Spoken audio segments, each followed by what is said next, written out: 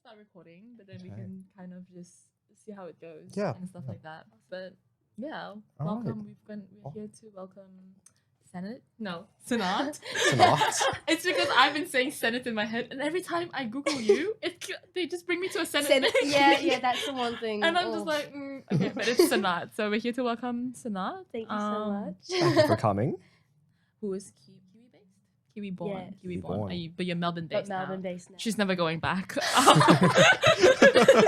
She's never Don't going tell back. them, don't tell them. But we're here because you just released your new single called "Sleeping Next to You." Would you like to sort of like chat about the inspirations behind it? I know there was sort of like on your promo page it said that like it was about when you had strong feelings for someone, but sort of like delve more into it. And Yeah. let the audience know. So Sleeping Next to You kind of talks about the challenges of being in kind of like a one-sided relationship, I guess. But like to my understanding, it was a two-sided relationship until it wasn't. You know what I mean? Well, so you were not delusional. I wasn't. I thought I was delusional. Like I thought I was being delusional, but then I wasn't being delusional. Okay. So yeah, and I just talk about all the tragic things that happened in that relationship. But also like it's obviously quite like dramatic and like as most songwriters do, like things do obviously get exaggerated and stuff. But like I still appreciate that relationship. But it was a really fun song to write because I hadn't really dived into like neo soul sounds yet. Yeah.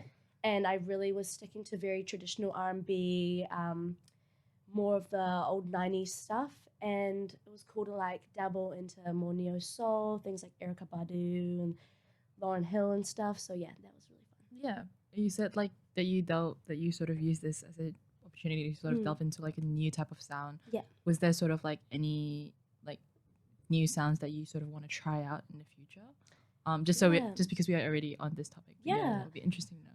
I really want to start doing more like indie songwriter, Yeah. like typical songwriter like sounds, I guess. I really love Faye Webster, and that like indie sound is just like so like to die for. Like every time I listen to her, I'm just like, oh, I love her so much. And I saw her play at Laneway, and that was just like, I was at Barricade, and it was like so like emotional. Yeah. So I want to be able to like make people feel that way. Yeah. And I would love to try to do that through a different genre as well. And speaking of like making people feel that way, so when you write your songs and when you're in your creative process, how much do you factor in the audience and the listener? In the beginning, I didn't factor the audience at all because I was really like purely writing for myself. But I think like as time has gone by, I definitely in the back of my head always have like listeners in mind, which like is partially a really good thing because it makes me like work super hard and make sure that like other people are also enjoying my craft. But I also think it can be kind of challenging at times because I'm like considering other people's opinions and beliefs, etc. And I feel like that can take away from like the magic of like sitting down and writing music for yourself, if that makes sense. Yeah. Do you try to make your music more digestible for other people? Digestible. I don't know, like, you know, like Yeah, I mean, I feel like lyrically that definitely comes, like, that happens a lot where I'm like, I wish I could say this one thing, but I'm just going to make it more metaphorical so that it's not too, like, in your face. Right. And I also think that people are more drawn to more metaphorical sounds anyways, and, like, that's the type of music I like to listen to, like, music that makes me think, I guess, you know, and like makes me like dive into the artist and like low-key makes me like put two and two together. I'm like, oh, this and this adds up to this, and like, yeah, that's the kind of music I want to write. Sort of like your EP with the whole adding up. Yeah. The kind of like But so in your creative process, do you sort of like go for like the lyrics first approach then, or like is it sort of like a more musical approach first? Yeah, so I usually just like write random lyrics on my phone at all given times. Like if something comes up in my mind while I'm on the train or like whatever it is, like I'll just like write it down. Like if someone says something like crazy, I will write it down. And then I'll kind of like piece it together when I'm in the studio and then make it like rhyme well and like make it sound pretty or whatever. But when it comes to the actual sound of the production itself, I really like to make playlists of all the sounds that I'm really enjoying. Yeah. And then I like to send that playlist to a producer and be like, this is like what I'm really like vibing with right now. Like, can we try work on something that could go with this? Yeah. And then like when we go into the studio, it like all like flows so easily because like I've already like put everything together. Yeah. And Yeah, that sounds pretty cool. I was wondering because just so that audience know, you just moved here to Mhm. Melbourne from New Zealand, obviously. Yeah. And was this single sort of produced here, or was it back home? it was back home. Back I home as actually well, yeah. Produced it like in October. Right. Yeah. But the press release and everything is done here, or did you still have the same team that you've had? Same team. Same team and everything, yeah. Yeah. So I'm like trying to explore more and like dive more into the Melbourne scene, Yeah. but I'm still really close with my team back at home. Yeah. How are you finding? Sorry.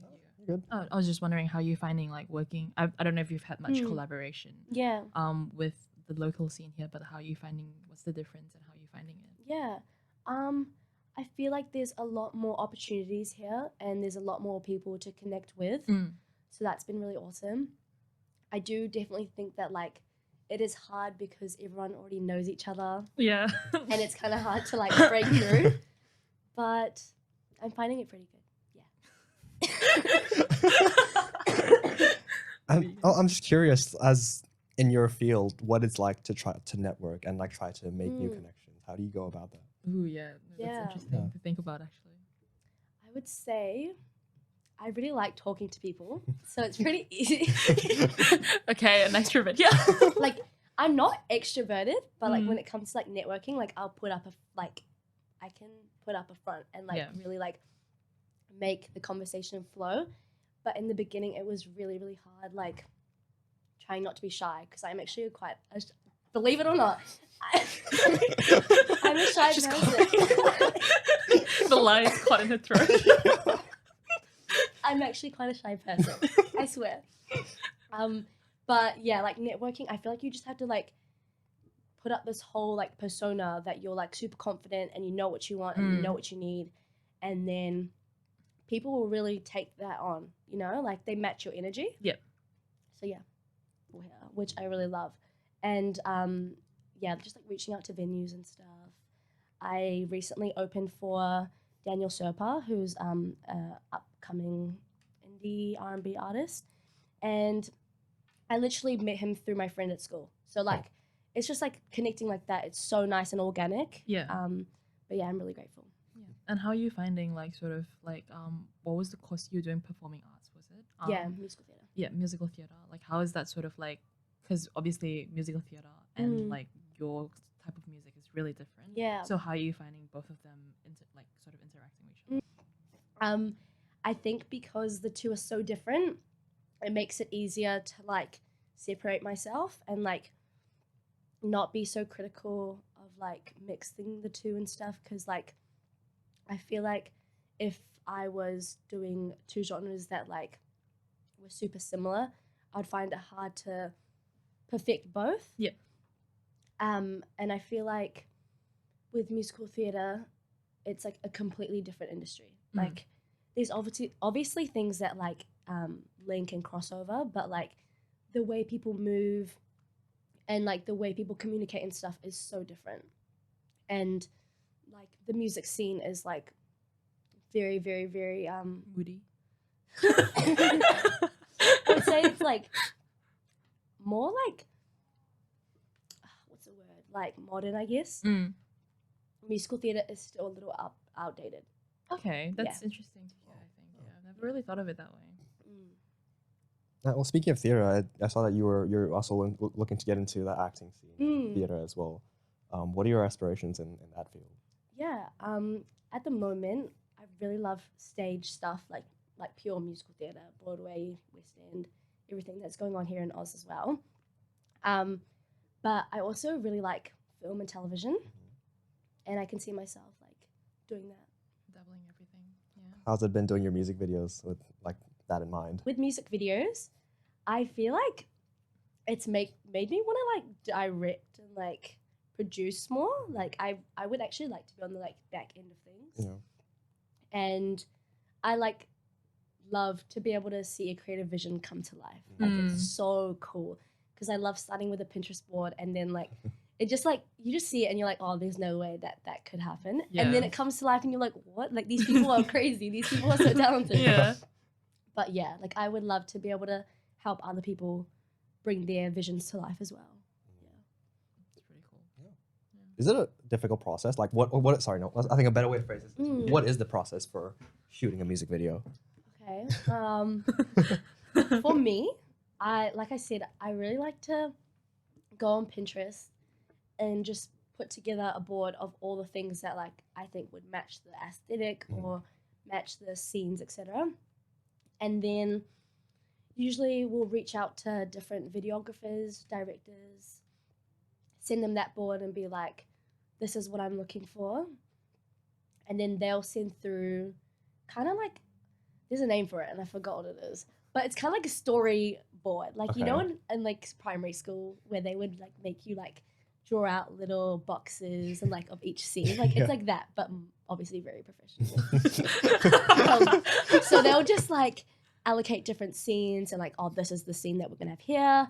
And they'll like piece it all together. And then when I look over it and just like approve of everything, make sure everything would work out. And then you just go through like all the budgeting and finding talent. If you have other people in the video, finding the right set, props and all that kind of stuff. Which you can, like as an artist, I like to be really involved in the process. So like I like to know what's going into it, like who's coming in, everything. Like I love to know that stuff.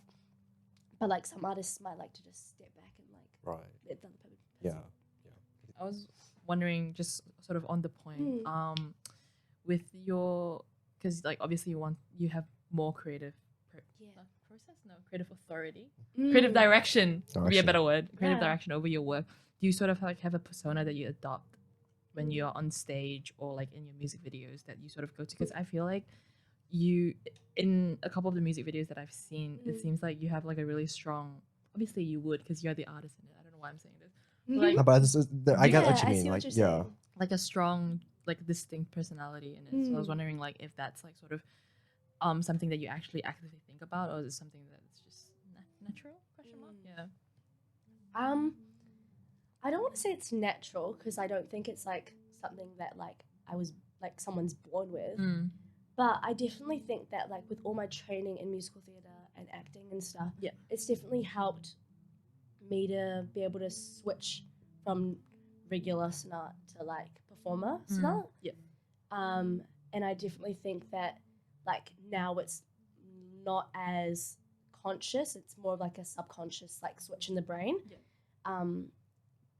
So I'm not like actively thinking about it, but I definitely think that like if I didn't have the training, it would be more of an active thought. That's pretty cool. Does that answer your question? Yeah. I think so like just sort of like a wrap up question.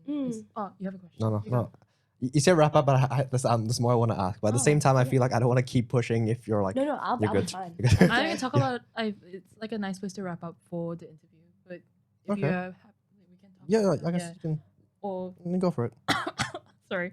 I was just wondering, obviously like now that you've moved to Melbourne and stuff like that, like do you have any plans for like future projects? That's my turn. Future projects and like collaborations, like anything like that coming up. I know you just released a single, obviously, but do you have plans for like a new EP, stuff like that? I've been working on heaps of new stuff since moving, writing heaps, and I hope to release all that stuff in the coming years. I want to do lots of like live shows. I love performing live, like over everything. Like it's so much fun. So look out for all that stuff on my socials because I will be posting and updating everyone. But yeah, definitely heaps of new music coming out. Looking forward to it. Thank you very much for coming in. Thank you so much for having me. Thank you. Wait, keep it just bonus question, just final one. Yes. Just because you mentioned it. You said how much you enjoy performing in front of an audience, live performance. What do you enjoy about it? I feel like I can. That's a good question. That is a really good question. I've never been asked that before. I love being able to feel other people's energies. Like, it's like so crazy to think that you can just like make people feel some type of way just because you're singing a little song. Like, it's like you can make people cry, you can make people smile, and like even though I can't, more often than not, I can't see people's faces in the audience, I can just like feel the energy coming from the audience, and like that really pushes me to like perform even better. Even like when I'm doing theatre, like you don't typically look down at the audience, like you're usually looking above or whatever. Into the abyss. Yeah, looking into nothing. Like, but I can feel how the audience is feeling, and I just love to be able to connect with other people. I feel like that's a different kind of intimacy. It's like such a unique experience for like performers to have. Yeah, because for obviously sure. as audience members, there would be shows where I actually really connect with the person performing, and there would be shows where I don't. But with performance, it's always like you're connecting with the audience because there's so many of us. Yeah, and It's really cool. like you said, like there'll be times where audience members might not be connected to you, and you can really feel that energy as well. Yeah. Like it's good energy and like can be bad energy at times as well. Yeah. That was a good question. Thank you. That was a really good question. That was a nice wrap up. Mm. Yeah. Thank you very Thank much. you. Thank you.